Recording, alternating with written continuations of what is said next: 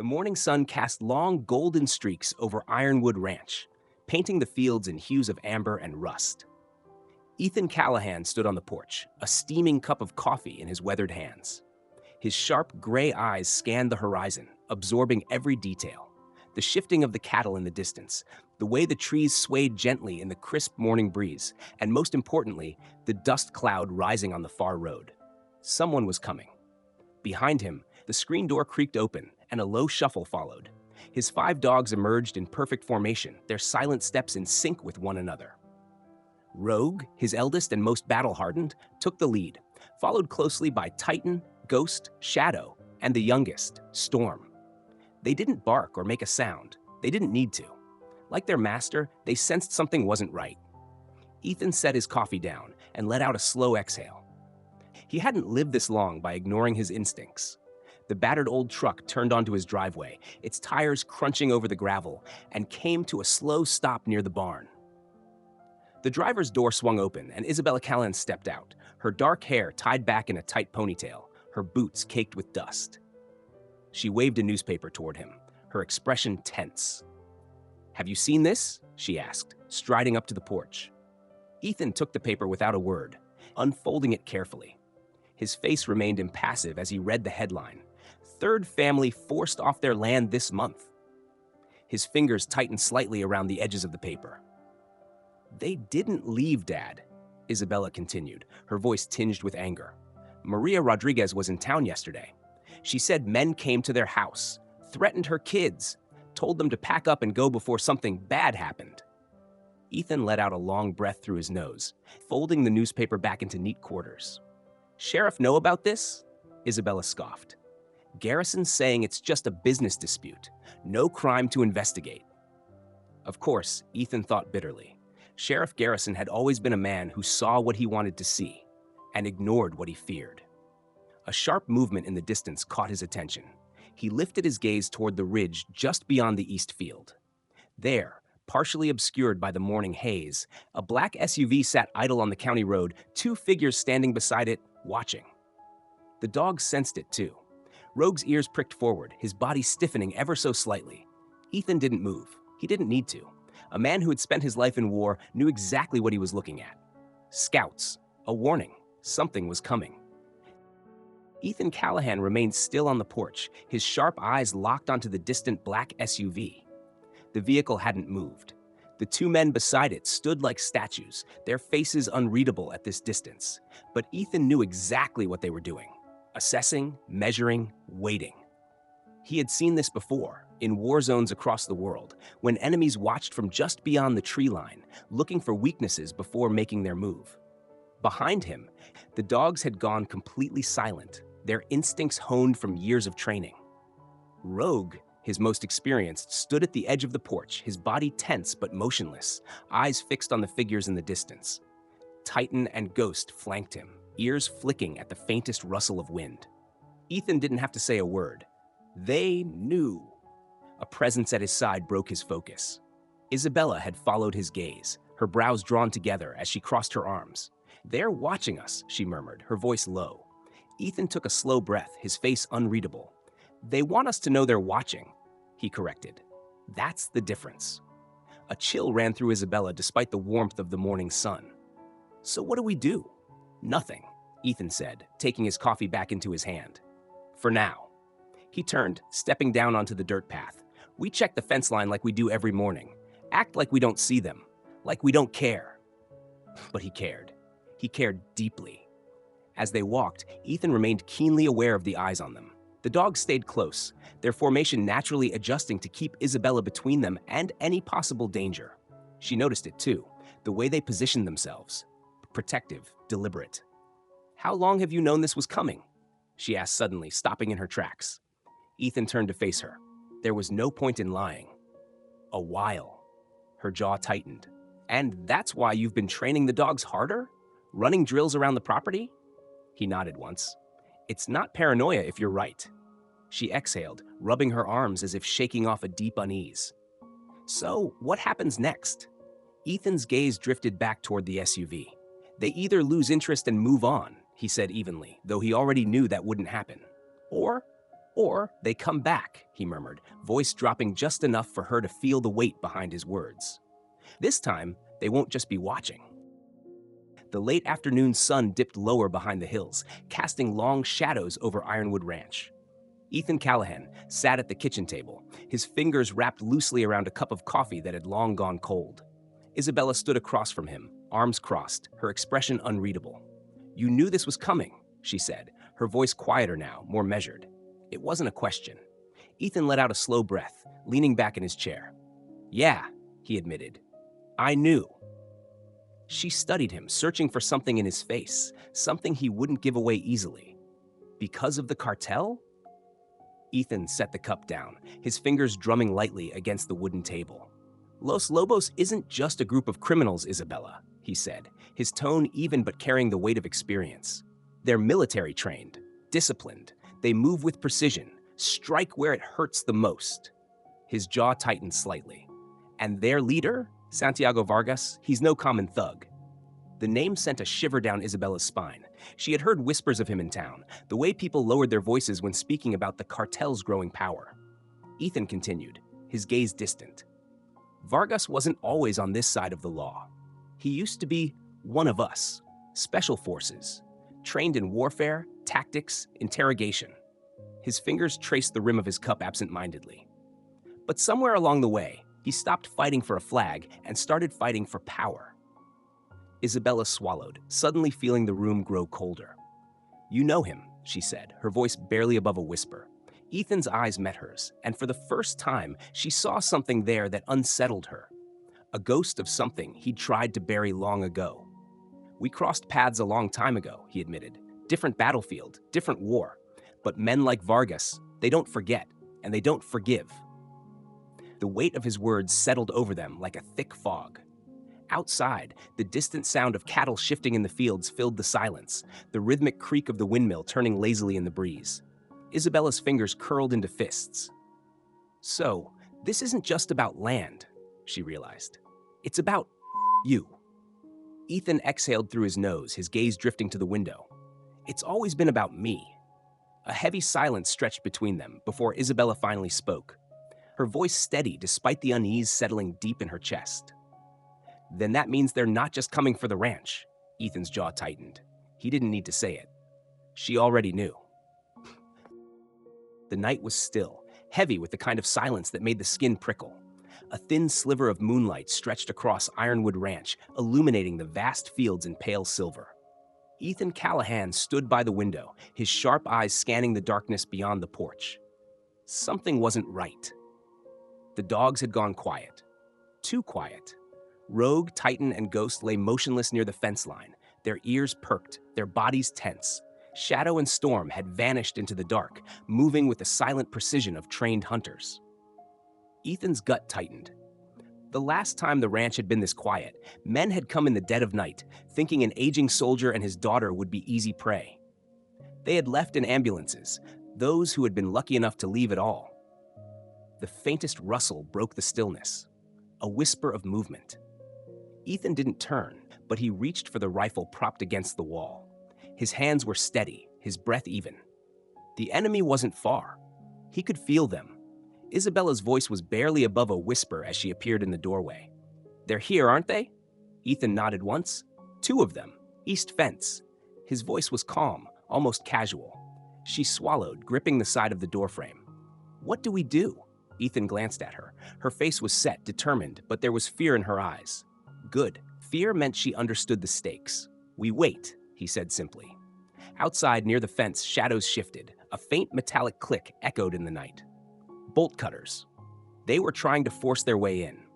Ethan exhaled slowly and pulled his phone from his pocket. With a few taps, the security system responded. The floodlights roared to life, bathing the eastern perimeter in harsh white light. A startled shout rang out. Two figures froze in place, caught like rats in a trap. And then the real terror began. From the darkness, Rogue and Titan exploded into motion. No barking, no growling, just pure, lethal silence as they charged. The men barely had time to react before the dogs were on them. A scream tore through the night as one of them hit the ground hard, pinned beneath Titan's massive frame. The other stumbled backward, reaching for a weapon. Ethan stepped onto the porch, his rifle cradled casually in his arms. "I wouldn't," he called out, his voice carrying through the night. The second man hesitated, caught between fight and flight, but then Ghost appeared at his side, his teeth bared, his growl a low, menacing rumble. Ethan took another step forward. "You tell Vargas this place isn't for sale." His voice was steady, calm, cold. "And next time, you won't be walking away." The man's face twisted in fear, his breath coming in ragged gasps. With a shaking hand, he grabbed his fallen partner and scrambled back toward the fence, tripping over his own feet in the process. Ethan lowered his rifle as the dog stood down, watching as the men disappeared into the darkness. Isabella exhaled, her voice shaking. "That was just a warning, wasn't it?" Ethan didn't answer right away. His eyes lingered on the broken section of the fence, the faint boot prints in the dirt. "Yes," he murmured finally, "and next time, they'll come back with more." The sun had barely crested the hills when Ethan Callahan stood at the edge of the porch, phone pressed to his ear. His grip was firm, his voice low. "I need you," he said simply. On the other end of the line, there was silence. Then a slow exhale. "How bad?" Damian Cruz asked. Ethan glanced at the damaged fence, the deep grooves in the dirt where men had been dragged away, the unmistakable warning left behind. A single bullet casing, deliberately placed just beyond the property line. It wasn't fired. It was a message. "They're testing me," Ethan said, "and I don't have time for games." Another pause. Then Damian's voice, steady as ever. "I'll be there by nightfall." Ethan ended the call and pocketed his phone. The tension in his shoulders never eased. Behind him, the screen door creaked, and Isabella stepped outside, her arms wrapped around herself against the cool morning air. "Who was that?" "An old friend?" Ethan murmured. "The kind you call when things are about to get worse." She frowned, shifting her weight. "You don't think last night scared them off?" Ethan exhaled through his nose, his jaw tightening. "No. They're regrouping. Next time, they won't just be feeling us out. They'll come prepared." He turned his gaze toward the road, already anticipating the dust cloud that would rise when Damian arrived. And so will we.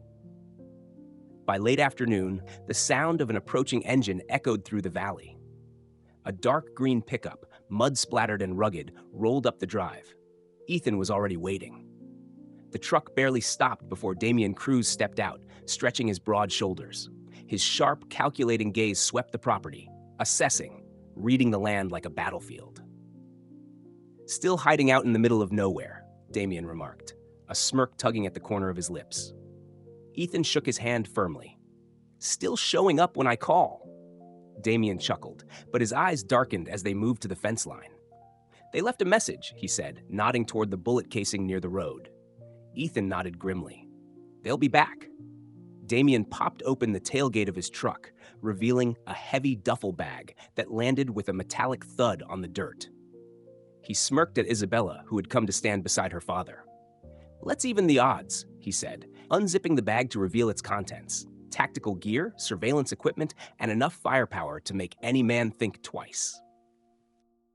The fluorescent lights of the campus library buzzed faintly overhead as Isabella Callahan sat hunched over her laptop, trying and failing to focus.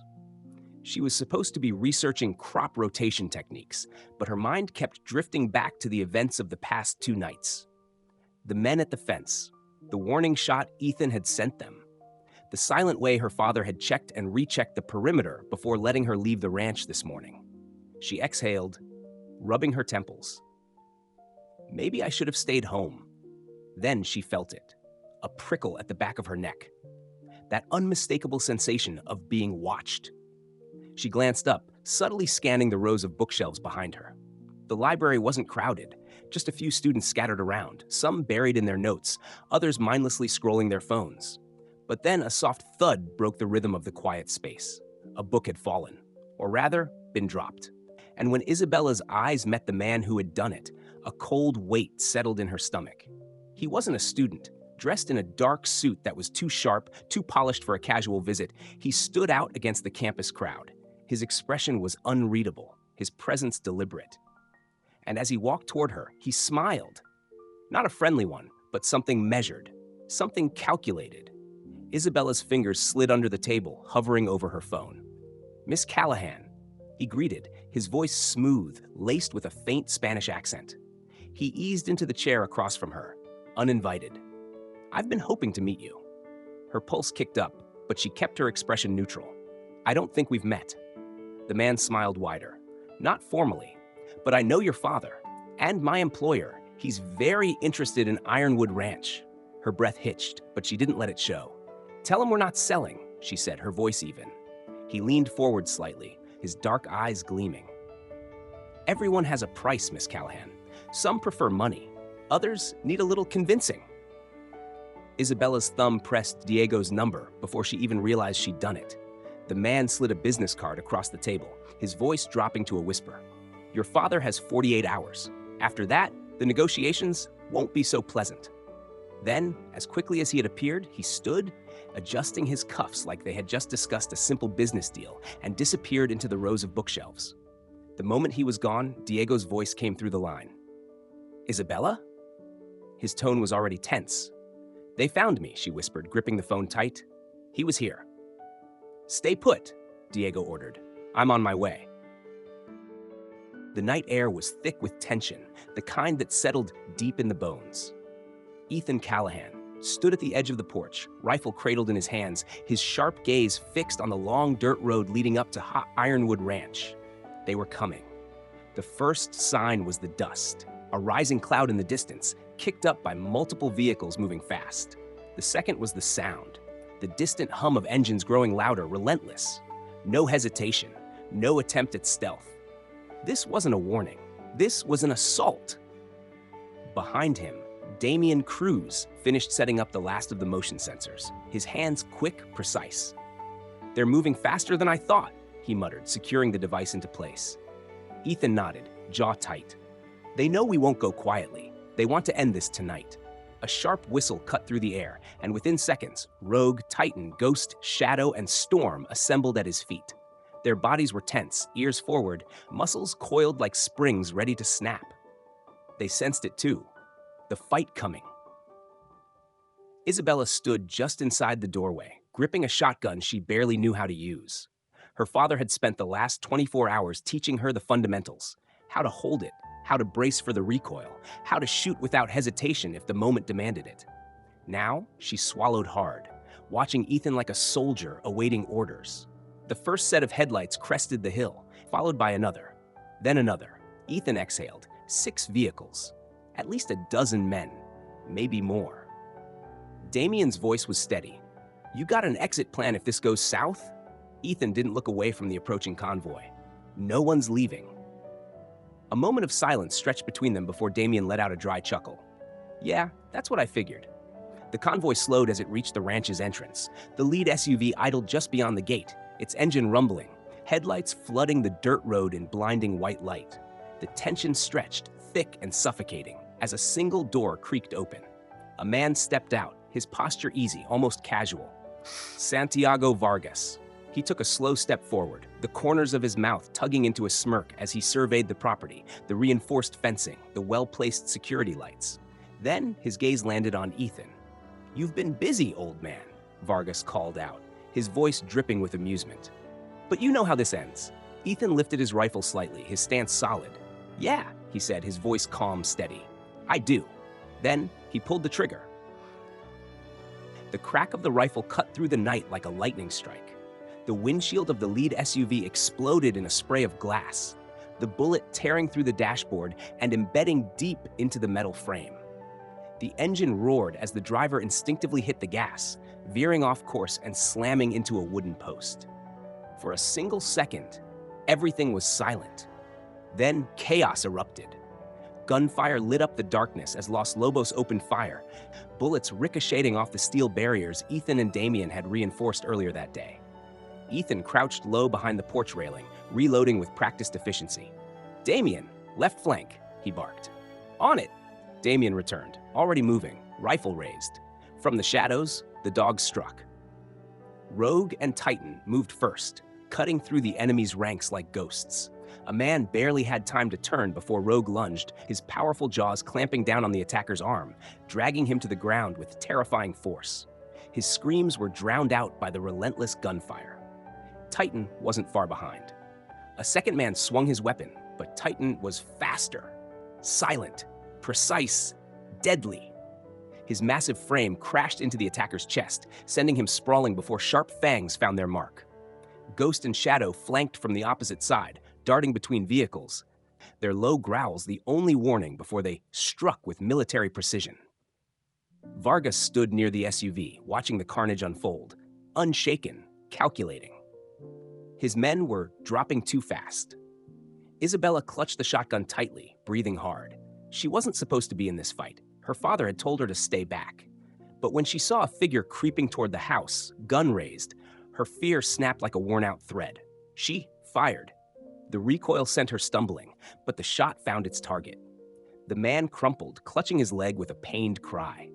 Ethan whipped around at the sound, his heart seizing. But when he saw Isabella still standing, determination burning in her eyes, a different emotion settled over him. Pride. More engines roared to life. The cartel was retreating. Vargas stepped back into his SUV, blood splattered across his face, but his smirk remained. He locked eyes with Ethan through the chaos and lifted a single hand, a silent promise. "This isn't over," he mouthed. Ethan didn't blink. He raised his rifle and fired again. As dawn broke over Ironwood Ranch, the land bore the scars of the battle that had taken place just hours before. Shell casings littered the dirt, tire tracks carved deep into the earth, and the faint scent of gunpowder still lingered in the crisp morning air. Yet, despite the destruction, Ethan Callahan stood unbroken. His eyes swept across the ranch, not with relief, but with quiet understanding. This war wasn't over, but today they had won. Beside him, Rogue, Titan, Ghost, Shadow, and Storm stood at attention, their bodies worn, but their spirits unyielding. They had fought not for orders, not for reward, but for loyalty, for home, for the bond between man and animal that could never be broken. Ethan knelt beside Rogue, running a calloused hand over the dog's head. "Hell of a fight," he murmured. The dog leaned into his touch, eyes full of an intelligence far beyond words. In that moment, Ethan knew. This land, this life, was not just his to protect. It belonged to them too. Animals are not just protectors or companions. They are family. They stand by us in our darkest hours, asking for nothing but trust. It's time we give them the same.